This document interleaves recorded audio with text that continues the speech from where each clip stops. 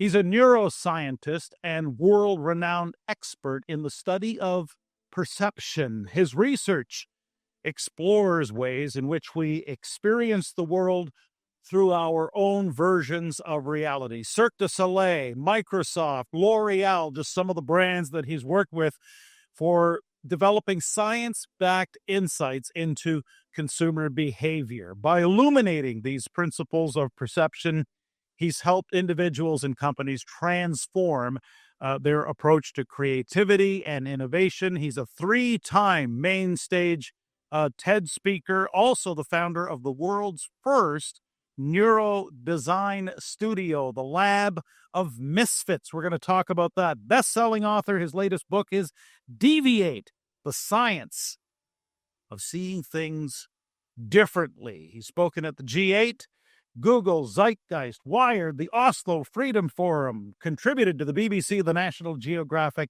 Netflix, and PBS, and we are so fortunate to have him here on the Leadership Standard. Hello and welcome to you, Dr. Beau Lotto. It's great to be here. Thank you for the invitation. Well, Beau, you said earlier, just before we started here, that you are vagabonding. You have no fixed address. Your work is around embracing uncertainty, and I thought that'd be as good a place as any. So you're joining us from Budapest, that area, while you're vagabonding. What's the story? Well, the reason I'm in Budapest, I've been here for a few weeks, is that we're building a school here, a new high school, and which we can talk about. But the question about being a vagabond, we study myself. I've been studying how the brain deals with uncertainty, and not just deals with it, but thrives because of it. I think it's a very important distinction, right? And because of that, I think it's important. I always believe in being a trope. You have to be the thing you talk about. So I packed up when the first lockdown in the UK, packed up the whole flat in New York, put it all into storage, gave it all up, moved everything into a single duffel bag, and drove across America and started talking to people about how they're dealing with uncertainty. And then I cycled down the west coast of the States, 1,500 kilometers, drove back across America, then over to Britain, and I've been sort of in movement ever since. But all along the way, it's about trying to better understand the principles that people are applying to their own lives when they're facing what we evolved to avoid, which is uncertainty. Which begs the question now, I can't imagine what you've picked up in your travels since the pandemic with all of this vagabonding about how people are dealing with uncertainty and how we should deal with uncertainty. Yeah, I mean, the fundamental problem that our brain evolved to solve is uncertainty. Almost every single behavior we do is usually almost exclusively an attempt to decrease uncertainty. And I can give you lots of different examples, and we will. But the awful thing of COVID is many things. But one of the things that it's done is it's revealed to people what was always implicit. It's made it explicit. This fear of uncertainty, and when we experience uncertainty, which we do all the time, in fact, we experience it through the brain of our ancestors. And in that moment during evolution, your ancestors would have been in a moment of increased death, possibility of death, which is one of the reasons why our brain then goes to panic, right? Because when we panic, we think, well, this is terrible. I mean, I don't want to be here. I'd be anywhere else but here. It's an attempt to increase certainty. So almost every successful company is successful because they decrease uncertainty. I mean, consider Uber. One of the reasons why Uber is successful, it's not simply because they enable you to get a taxi easier, faster. It's because they tell you when the taxi is going to arrive, right? Think of the graphic design of any text messaging platform. Almost every element is there to decrease uncertainty. Is the other person online? Are they typing, right? Did they see my message? Did my message go out? It's all about decreasing uncertainty. So are there any fresh insights, Beau, that you've picked up since the pandemic about how humans are coping with all this? Well, one of the things that I picked up which maybe can be quite obvious in some sense, but that is just the awareness of uncertainty itself, and how much of our lives is an attempt to engineer a world, both personal, professionally, in corporate business, to deal with that uncertainty, to try to create as a predictable life as possible in some sense. And as a consequence, when we face that uncertainty, we're not ready for it. We're not ready to adapt. And yet the most successful systems in nature are the ones that adapt. They don't just adapt, they're actually adaptable, right?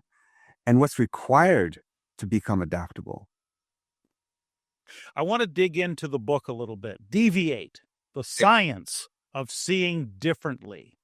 So someone watching right now or listening right now on the different platforms that we carry the leadership standard on, how would you explain the book? What was fascinating about writing the book? And typically, the authors that I've spoken to, they tell me often that the book winds up teaching them some things they didn't know going in.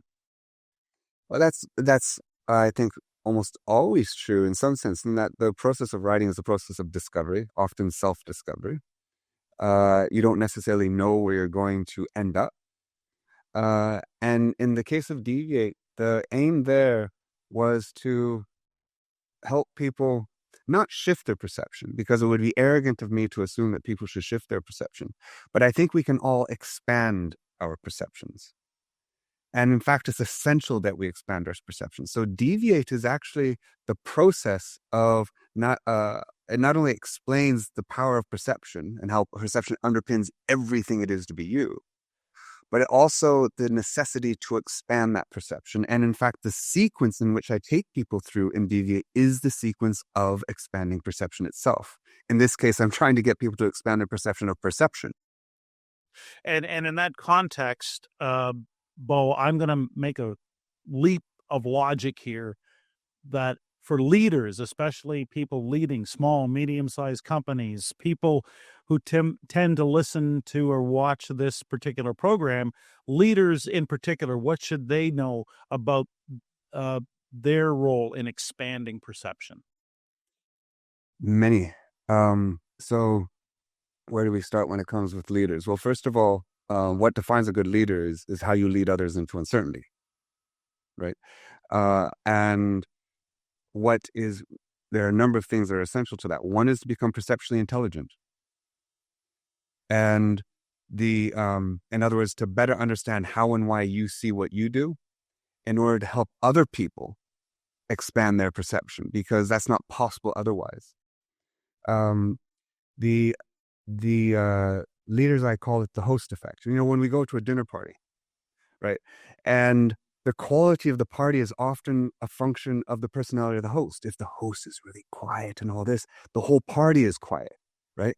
And if the host is very exuberant, the whole party is exuberant. It's because your brain is contagious, right? And the host infects the party with their personality. So we know, for instance, that the most open companies are led by the most open CEOs, the most open leaders. The adaptability is very infectious if you're a leader, right? And so we also know that how leaders actually create that space that enables others to expand their perception. I can't help. I'm listening to you and I'm wondering, where did you start to stumble onto this? What was your Ben Franklin moment with the key and in the lightning storm and the kite?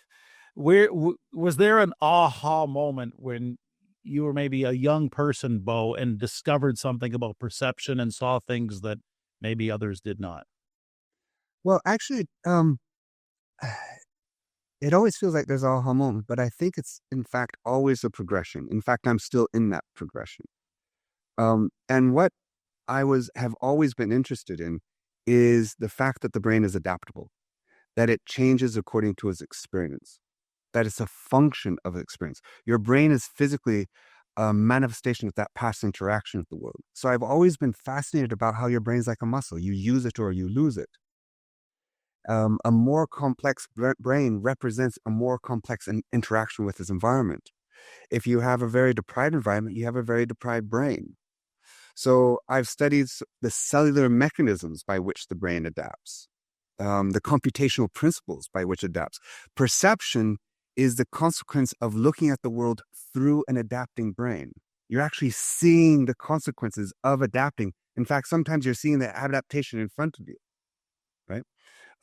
And so the power of perception is that when you explore perception with others and you give them the sense that everything they do, all their behaviors are grounded in perception. Behavioral change begins with perceptual change. As soon as you give people that awareness, suddenly they have agency to see differently. So is there a way we could, it just hit me in the moment. Is there a way we could orchestrate something right now on this podcast? So I've watched some of your TED Talks and some of your other speaking performances, and it seems as though you have this uncanny ability to make that magic happen before a live studio audience to help us see things differently. What I'm saying, I'm willing to be your test subject on however you want to take this, because I think it would be fascinating for folks to see a demonstration of theory in action. Of theory in action. Um, well, um, actually, we can actually get people. The image that's up there right now. Yes, I wonder if we can get people to do it, because there's be some people who are watching this, right? that's right. Yeah, thanks to YouTube. Okay, so we will, if we get people, what we have up there right now on the screen for those who aren't watching but are listening, we have two desert scenes, and they look exactly the same because, in fact, they are. And then what we have are a red square and a green square sitting next to each other. So what the people who are watching, what I want them to do is to stare, and you can do this as well. Stare at the dot between the red and the green. Right. And don't look anywhere else. Just stare at that dot. Right. And we're going to do that for about 20 seconds or something like that. And while you're doing this, I'm going to tell you what's happening inside your brain. Your brain is learning. Okay. Oh, we need that screen back up. Oh, sorry, Beau, that video moved on because that was part of your live show. But I see. so All right. if I kept focused on that dot between the red and the green. So if you kept focused on that dot, what would happen is your brain is redefining normality. And then when you would look down back to those desert scenes, they would now look different. The desert scenes would look different. They would look different, even though they're still physically the same. So everyone watching or listening, you've got to go and see Beau's promo video from what was the Speakers Bureau? I think it was that was the powerful you meeting. Yeah. But maybe I can give you. Can I give you a sonic example? I'd love to. Exactly. That's why we were so looking forward to having you, because we could do. If we can do it sonically, that'd be even better. Okay, so I'm very sorry, but I'm gonna have to put on a speaker here. So let's see if we can get this to work, because we're doing this improv here. All right, so let's see if I can get the sound coming through here. Which I know, Beau, you'll appreciate. If you and I are going to talk about embracing uncertainty, we can't have this all staged and rehearsed. Oh, that's right. Isn't that true? All right, let's see if I can get this to work. All right, so let's see if the sound's now coming through there. No. So what I'm going to do is I'm going to play people a soundtrack. Okay. Okay. And they're going to probably hear nothing meaningful in it. Okay. So.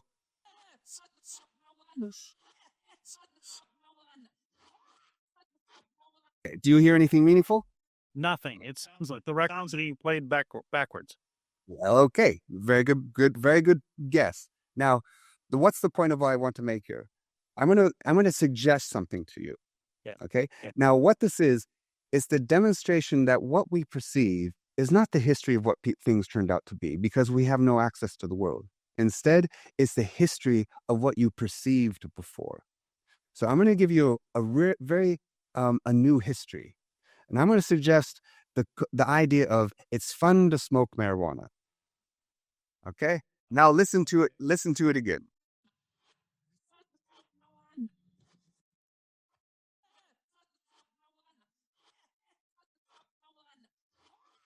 And that. Can you hear it? Oh, can I hear it? I can't unhear it. So that's the point. So that's the exact same audio track you played. Exactly. exact same audio track that I just played. And so now what you're hearing, were you getting better at hearing it? Oh, very much so. And you, because you implanted it, the brain then responds and hears it. But what's more is it gets hearing it better and better and better. Why? Because you're perceiving the history of what you perceived before, none of which even existed. What is that? What does that sound? It's this played backwards.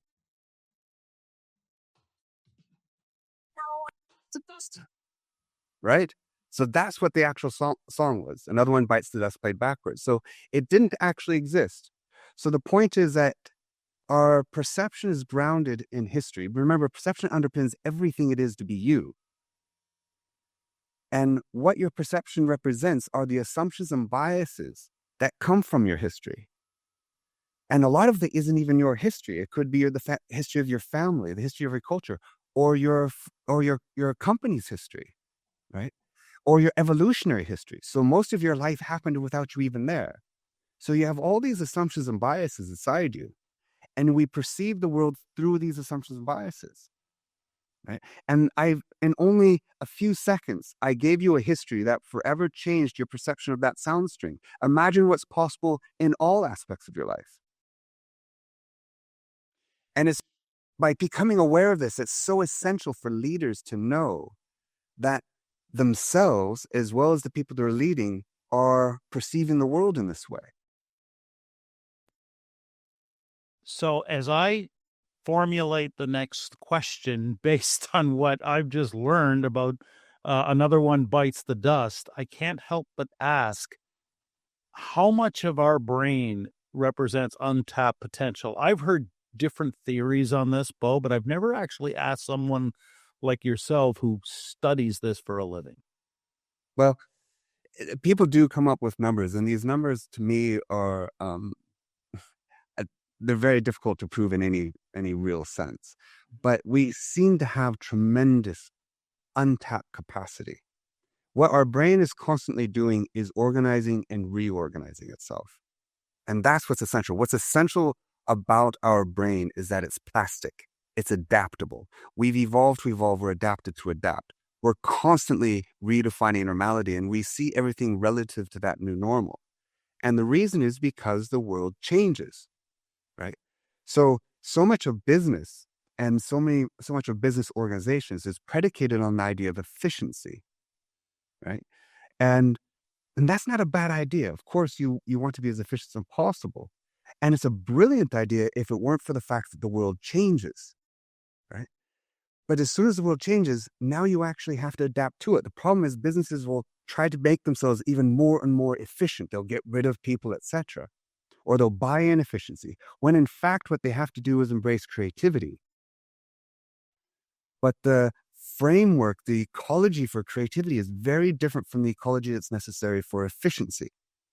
What's great for efficiency is competition. It's a great way to maximize efficiency, but it's a very bad way to enable creativity. And what leaders need to do is to be able to be innovative, which means they have to balance both efficiency and creativity.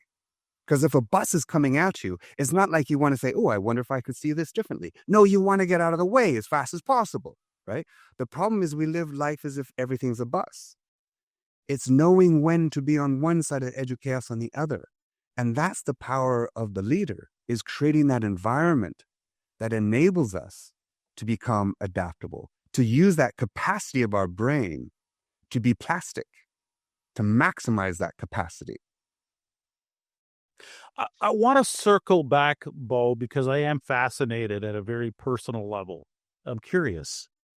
When did all this start for you? I'd like to know more about your own journey. Were you 7 years old? Were you 11 years old? Like, what was your earliest memory of even thinking like this?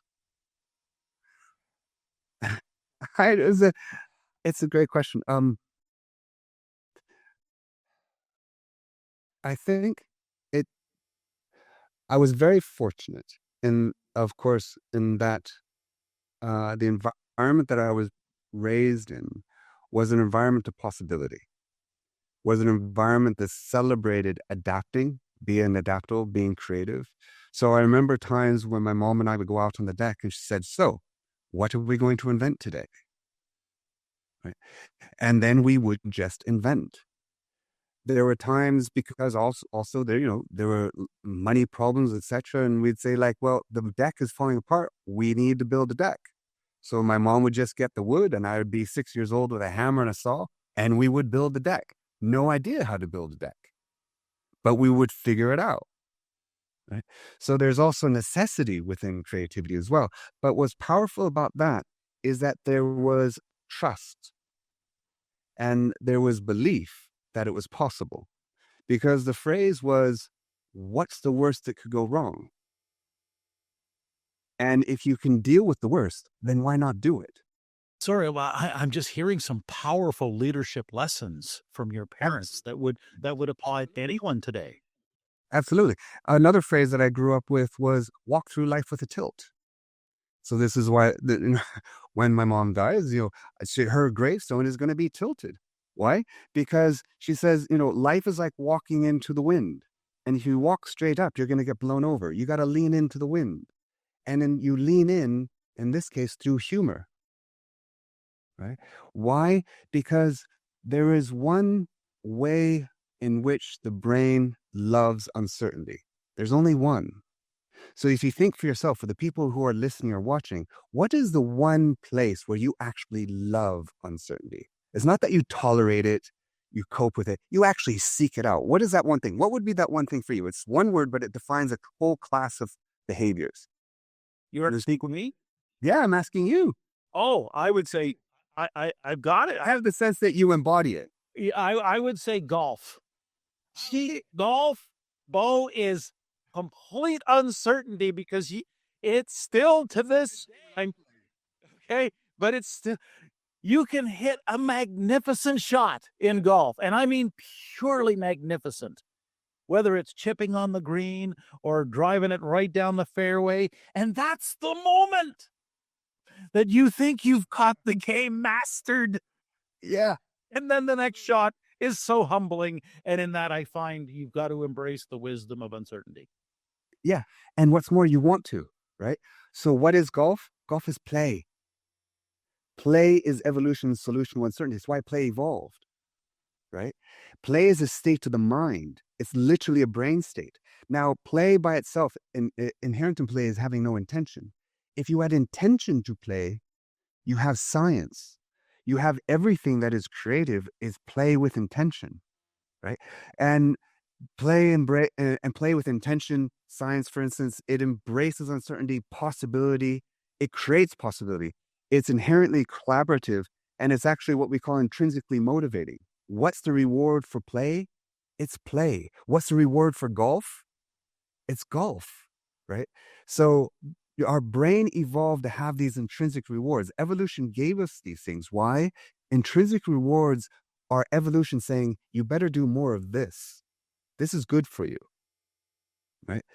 As opposed to extrinsic rewards. Extrinsic rewards are things like money.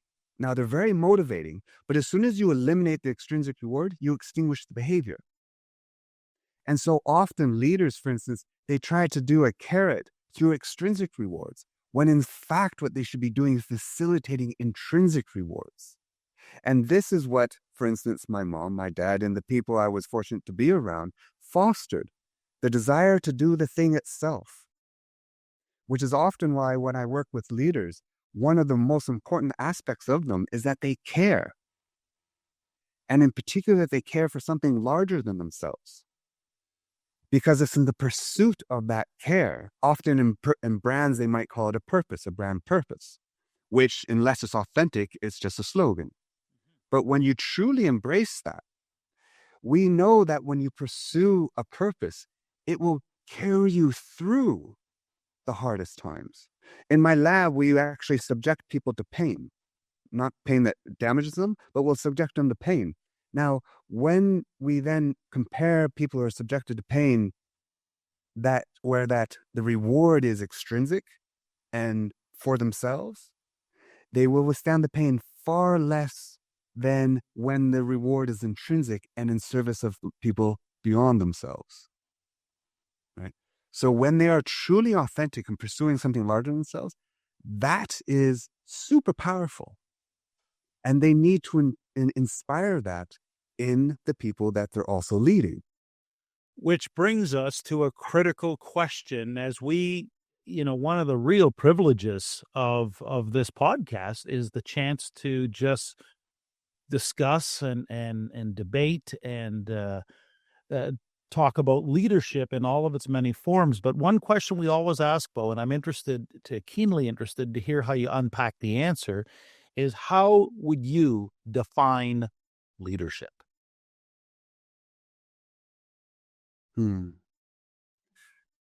How I would define leadership? Well, I actually have effectively a number of principles that leaders need to embody, truly embody, in order to enable themselves to be adaptable and to create spaces in which they're adaptable. So, for instance, they have to care. They have to have the courage to not know. Leadership is not about knowing, it's about not knowing and creating space, because nothing interesting begins with knowing. It begins with not knowing, which is why when I do my talks, I almost always start with, I want people to know less at the end than they think they know at the beginning. Because nothing interesting literally begins with knowing. It always begins with not knowing. So they have to care. They have to have the courage to, and the humility to not know, right? They also have to have that compassion. They have to have the curiosity and the commitment, right? And we also know that there are 3 qualities of leader that are associated with the success of any one company. Lead by example, admit mistakes, and see qualities in others. Why? Because lead by example is a space that creates trust. And you can't play in a space that isn't trusting. You're not going to ask questions. You're not going to doubt. You're not going to explore in a space that's competitive, but you will in a space that's trusted. To admit mistakes is a space that celebrates uncertainty. It's saying not knowing is good here, right? And then to see qualities in others is a space that celebrates diversity. And not just diversity. We often focus on diversity in companies and organizations. It's very important. It's the engine of evolution itself. But what's often missed out is the importance of integration across that diversity. Often what we do with integration is try get conformity. But what you want is that integration across the diversity, and that's what creates a resilient system. So leaders that lead by example admit mistakes and see qualities in others. But in order to do so, they have to deeply care and have that courage and humility to step into the uncertainty, because that is what will be contagious onto the people around them. They are the hosts. They have to embody these things. It's not just talking about it. They have to live it. No, one of the things I'm really enjoying about our conversation, Beau, is you actually embody this particular photograph that I picked up off of a CNN broadcast, neuroscientist and artist. It's that balance between efficiencies and creativity that we talked about earlier. When you look at, and with your ability to perceive, when you look at people in leadership positions, whether they run a company or they're high-level senior executives, what do you think, in your view, what's the most common reason why people in leadership roles struggle or sometimes fail? Because they think they're supposed to have the answers, right? When in fact, what they should be trying to do is create an environment for others to discover the answers, right? So, and a lot of this has to do with how they themselves and how they enable conflict and how they manage conflict. So the best leaders, in my view, create an environment where actually conflict is a beautiful thing. It might seem a contradiction, right? But it's actually only in conflict that your brain can learn, literally, right? The problem is not conflict. The problem is how we enter conflict in the first place. So if you and I are in conflict, what usually happens is it's as if we're on opposite ends of the same line. right? And I try to prove that you're wrong and to shift me towards you, but you're trying to do exactly the opposite. You're trying to prove that I'm wrong and shift me towards you, right? So it's as if we're set up to win but not learn, because you only ever learn when you move. And so when we get in that situation, I don't want to move, you don't want to move. And now if I tie my identity to the thing that we're talking about, well, now to move means I have to doubt my whole self. Well, that's the last thing I'm going to do. Then we have to enter in what we call conflict resolution, because we'll go into what we call the four horsemen, where you go into defensiveness, ridicule, stonewalling, right? And so, the more enlightened will say, well, let's go into conflict resolution now. Let's be more sort of amicable. Let's be collaborative, right? Let's be agreeable. What you're trying to do is diffuse the tension and get consensus. But notice that you don't necessarily reach understanding. So the problem is not conflict. The problem is how you enter it. So the best leaders, what they do is they enter conflict with a question, not with an answer. They enter conflict with uncertainty, not with certainty. They enter conflict with the desire not to validate, but to understand. And when you reach understanding, you actually achieve more adaptability. Because when you have understanding, it means you understand the principles of things, which means you're more likely to be able to adapt to unforeseen circumstances. The reward for that is optimism. You will have a more optimistic brain because evolution said that's a good idea. Let's give them that as an intrinsic reward. And now your whole organization will become adaptable. The people who you lead will be adaptable. Right? It's a much more positive, thriving, complex environment that you'll create. And it begins with the leader and the ecology that they create for others. I think, Beau, that anyone listening to you who's also fascinated by the ever-evolving science and art of leadership would like to know more about your own personal leadership journey. In other words, other than mom and dad and immediate family, who were your influences and mentors, on your journey through this leadership maze? Yeah, most of them were teachers. And the best teachers are not teachers. The best teachers are mentors, in my view. In fact, the school that we're creating here in Budapest, all the teachers will be mentors. And so those mentors were my sixth grade teacher, Mr. Groom, who had a combination of discipline and humor. He wasn't just funny, but he was strong, right? And he demanded, he had expectations.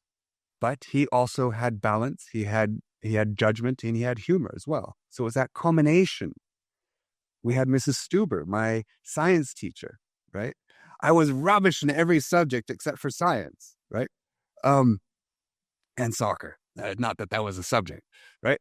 And so, but she was inspirational, right? She was discovering with us. Right? You had that sense of co-creation, co-discovery. And then we had Marion Diamond. And Marion Diamond was my mentor when I was at Berkeley as an undergraduate many years ago. And Marion Diamond again, she embodied all these things. Again, this is about embodiment. You have to live this. You can't get your employees to come in and become creative when they walk through the door. You can't switch this on. This is something you do every day with your partner, with your children. Every day is an opportunity to practice these skills because life is a practice.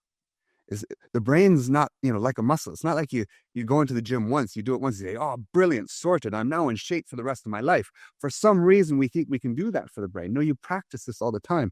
And Marion Diamond she studied how the brain adapts to the complexity of this world. So she was one of the first people to do research on rats in enriched and deprived environments.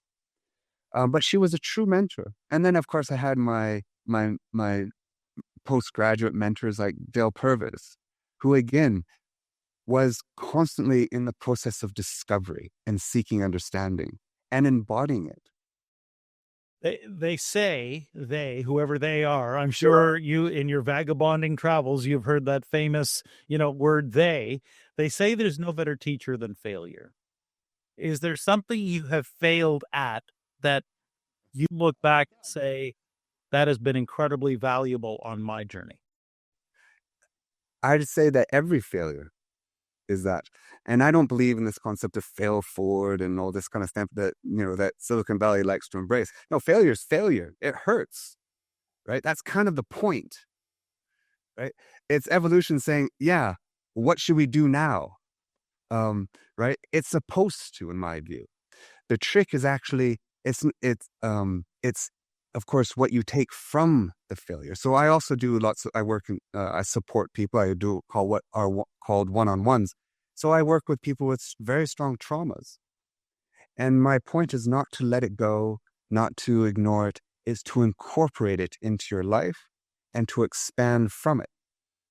So yes, I've had many failures. I'm founder and CEO of 2 startups. And, we had lots of challenges along the way with my own children, with romantic relationships. I mean, my issue is that I love the process of understanding. So I have kind of a dual schizophrenic experience when I fail, which is on the one hand, I feel devastated sometimes, awful, rubbish. On the other hand, I also feel tremendous excitement because now I see I have an opportunity. And we know, for instance, in terms of leadership, it's not whether or not you feel the devastation, because you should. It's not whether or not you feel the pain, you should. It's how quickly you can bounce back from that and bounce back better. It's not in ignoring it.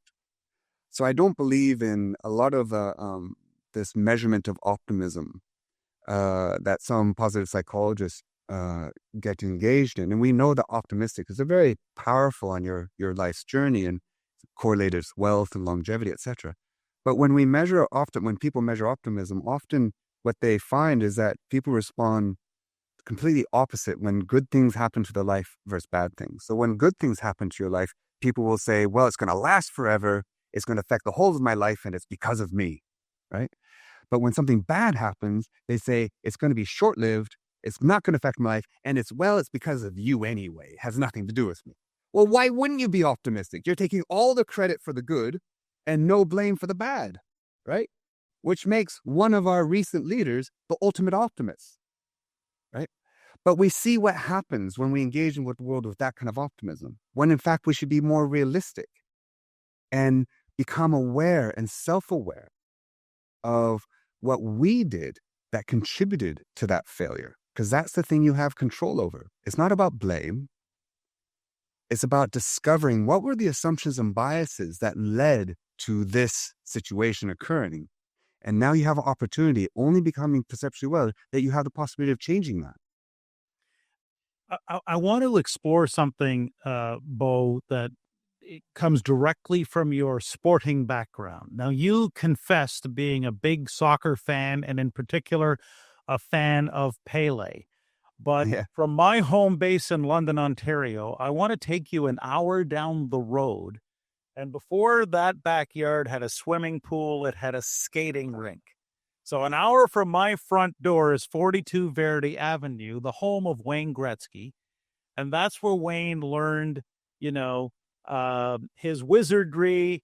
It was said he had a superpower, eyes in the back of his head. The gift was anticipation. Yeah. I'm building this up, though, because I'd just love to hear your thoughts on this, because you singled out hockey for whatever reason. Yeah. Okay. And I'm curious to know why the world traveler singles out hockey. And also, supplementary question is, how relevant is the Gretzky quote in the face of so much uncertainty? Skate to where the puck is going to go, not to where it's been. Yeah. Okay. So what the hockey? Because hockey has everything, right? It's a complex sport. I mean, it just has everything. It has the pace, tremendous skill, the physicality, the intelligence, the teamwork, the anticipation, but not just the anticipation yourself or the puck. It's not only anticipating where the puck's going to be, it's where someone else is going to put that puck, right? So it has all these things. football, soccer has a lot of them, but is diminished in some sense. And so it's the complexity of the sport that I love about hockey, right? And that results in a complex mind. So it's no wonder they're doing it at such high speed. At tremendous, right? At such high speed. I mean, as an observer, you can't even see the puck, and yet they're not only seeing it, they're anticipating doing remarkable tricks and skills with it. So skate to where the puck is going to be. So what Wayne Gretzky is quoting there is effectively the aim of evolution as far as the human brain is concerned. During evolution, the better you're able to predict, the more likely you could survive. Systems that can't predict got selected out. So our brain is constantly trying to predict. Our brain evolved to take what is uncertain and make it certain, to take what is unsure and make it sure, right? We're always trying to predict. And that's where those assumptions and biases come in. So he's constantly predicting, but he's having to predict from multiple variables simultaneously, right? And that's music. That's beauty, right? But also that need to predict is also one of the reasons why we hate uncertainty. Because if you couldn't predict, you died, which means when you're in uncertainty, you're now in that moment that our ancestors were literally facing death, which is why our cortisol levels escalate, right? Which is why we often will, as I mentioned, go to panic. Which is why we had panic buying of toilet paper, and in the US, of guns, right? Because people are trying to do anything to get that sense of predictability, that sense of uncertainty, as opposed to being able to just sit with it. Because I can also imagine someone like Wayne Gretzky is also able to sit with that moment of uncertainty, and he also probably knows when not to predict, right? So I use skateboarders as an example. So two of my sons are skateboarders, they're great.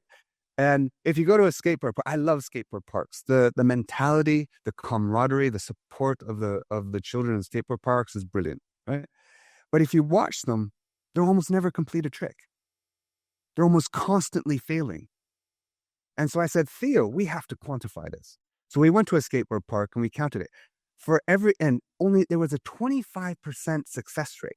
75% of the time they're failing, right? And yet they're not crashing. It's like, well, that's odd because they're almost always failing and yet they're not falling on their face. Why is this? And it's because they're becoming experts at failure. They're learning exactly when to break out of a trick before they crash. And what they're doing is they're pushing the boundaries of failure. They're not trying to succeed.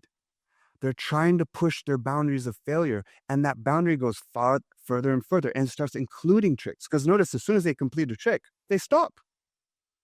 They're now pursuing failure again. So it's that pursuit of failure and becoming brilliant at failures that enables them to become successful, ironically.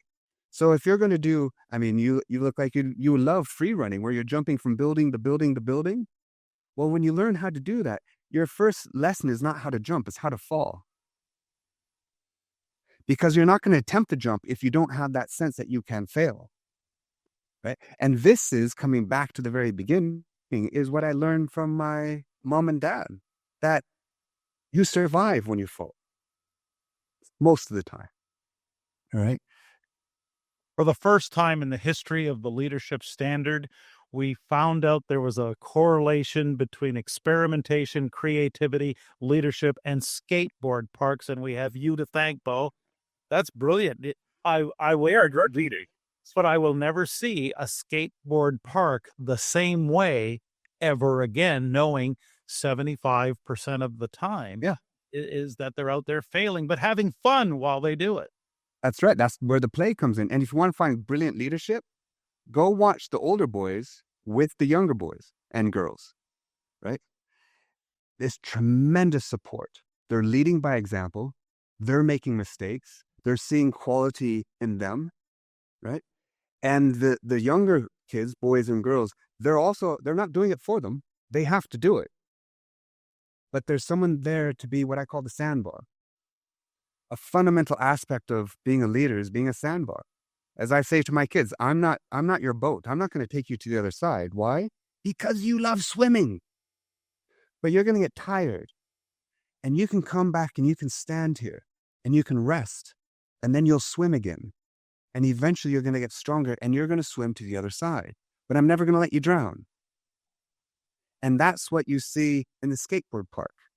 And that's where you see with brilliant leaders. That's what I saw with my teachers. They were sandbars. We're going to take a page right out of the Bob Seger playbook and turn the page. Beau Lotto, up close and personal. Uh-oh. What are you curious about right now?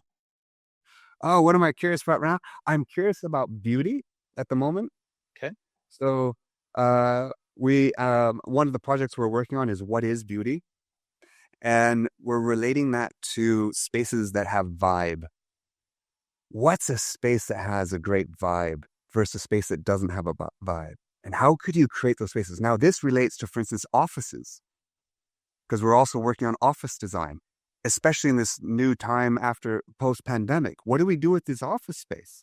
People are really questioning. So we're actually creating a whole new JV on office design that creates a vibe that enables people to actually thrive in office space. So what is it, a space that is vibrating, that has great vibration versus one that doesn't? And it has a lot to do with beauty. And then what is beauty? It's imperfection. But it's imperfection that enables movement. So that's it. What books is Beau Lotto reading right now? Oh, let's see. It's right over there. Let's see. I'm reading about authenticity right now. I have brought 3 books all about authenticity. Your all-time 3 greatest pieces of literature. All-time 3 greatest. Oh, so one of them is a book entitled "Go the Fuck to Sleep," which is a children's book. Children's book. It was a children's book. I love that. My kids loved that when I was reading that to them. Oh my goodness. That's one of my favorite pieces of literature. My son used to read that to my grandson. Yeah. I love that. And it's not great literature, but I love Terry. But the other one is Terry Pratchett. I love Terry Pratchett. And sadly, he's died. But the Discworld novels, English writer, hysterical, but actually deeply philosophical within the humor. And then I'd say, for a number of reasons, the brother, just speaking off the top of my head here, right, is the Brothers Karamazov, Dostoevsky. Wonderful, wonderful book. So those would be, and it's also the time of my life when I read, because books for me are like, they're precious. I never give a book away, and I keep them wherever I go, because each one is a moment of history. It's not just a library, it's a diary. Let's just suppose, since I know you believe in possibilities, Hollywood's going to make a movie of your life. Who do you want to play Beau Lotto in your biopic? Oh dear, who do I want to play as Beau Lotto my biopic? God, I have no idea. I would love it to be an animation. I love animation because animation, you can actually visualize perception, you can visualize emotions. So for me, it would be an animated character. It would be an animation. What is your guilty pleasure? Guilty pleasure. I have lots of pleasures, but not much guilt around them. So I'm not sure what my guilty pleasure would be. So it suggests there's a pleasure that I don't feel good about. So that would suggest, well, I mean, for me, it's tortilla chips, because they're terrible for you. But that's a guilty pleasure. But I have a lot of other pleasures that I don't feel guilty about. Beau, we've got to now engage you. It's a bit of a tradition here at the Leadership Standard. We call it the Lipton Pivot Survey to honor the French journalist Bernard Pivot and the host from inside the actor studio, James Lipton. It's rapid fire. Next question format. Uh-oh. Here we go. Okay. What is your favorite word? My favorite word. Oh God! Now you've got me. I'm looking around for words. My favorite word, actually, my favorite word. Okay, I'm going to be cliched. It's true, actually. My favorite word and favorite thing is love, right? It's going to be now. I feel We got to pick up the pace, Bo. Ready? okay. What is your least favorite word? Least favorite word, hypocrisy. What turns you on? What turns me on? Um, what turns me on is courage, What turns you off? certainty. What sound or noise do you love? Sound or noise that I love. Okay, again, cliched, but the voice of my kid. What is your favorite curse word? Oh, shite. What profession other than your own would you like to attempt? Oh, if I could do it all over again, I'd be a dancer. What profession under no circumstances would you ever do? What profession under no circumstances would I ever do? A prison guard. No, I can't. Let's see. What would I? Something where you had to stand still and couldn't move in your mind or your body. I don't know what it is. The profession of, I don't know, a post. If heaven exists, what would you like to hear our Heavenly Father say when you arrive at the pearly gates? Oh, I would hope it, I don't know, I'd hope it'd be funny. Whatever it was. Something that was a little bit, a little bit English humor. What is your personal creed or motto? One of the things I've noticed, Bo, is that folks on leadership journeys making a difference in the world tend to have this catchphrase or this very significant 5 to 10 word statement they live their whole life by. What's yours? So this is the actual statement, right? So it's going to sound like I'm not, the statement is, I don't know. I have a t-shirt, I have a tattoo right here that says, I don't know. And I've got a question mark. So that's my motto is, I don't know.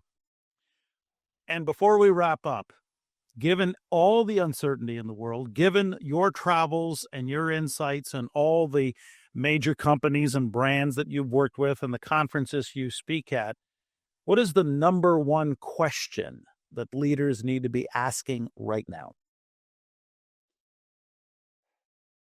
The number one question that leaders ask now, it would be, am I honest? Not with others, but with myself. When my uncle, before he went into a surgery, it was a life-threatening surgery, and I had a wonderful conversation with him before, and I recorded it for about an hour.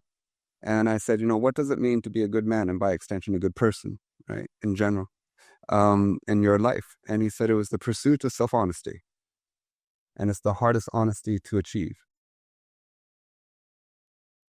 Bo, I know that folks listening and watching today have really thoroughly enjoyed this conversation. How can folks connect with you online? Where we've got to go? Yeah. So we have the Lab of Misfits website, and with our offering on that Lab of Misfits website is that we share with people our insights, but we also share with them experiments where they can discover and be part of discovery and also self-discovery. So we're running an experiment right now in optimism, so they can be part of that experiment in optimism. We also have, the usual Instagram, both personal and the lab, and Facebook and all these, but Instagram and our website and LinkedIn. So those are the things, and that, and we're just releasing a podcast our first podcast this week on expanding perception. It's been a real delight. And I'm hoping we didn't deviate too much from what we promised in this podcast. Thanks so much, Bo, for joining us here on the Leadership Standard. Thank you very much for the opportunity and invitation. It's been fun. Once again, we really want to thank Beau Lotto, Dr. Beau Lotto, for joining us today. And if you want to know more about TEC Canada and its world-class programs, check out the website, www.techcanada.com. That's TEC techcanada.com. What was it that Beau spoke of today that made you stop, think, and reflect? I've got a page full of notes. Enter conflict with a question. I thought that was genius. How uncertainty has gone from being implicit in our lives to explicit. The courage to not know, because nothing interesting happens when you already know something. So there was just so much that I think Beau shared with us today. But what was your biggest takeaway? Feel free to share your thoughts as always. My personal email address is Gair at gairmaxwell.com, Gair. And if you enjoyed the Leadership Standard, feel free to share with others in your online social networks. Like, subscribe, and madly share, because this was just a fabulous episode. Because you just never know, something that Beau spoke of in our conversation just might inspire someone else to grab hold of the clutch and go full throttle in the new frontier. On behalf of everyone at TEC Canada and the Leadership Standard, thanks.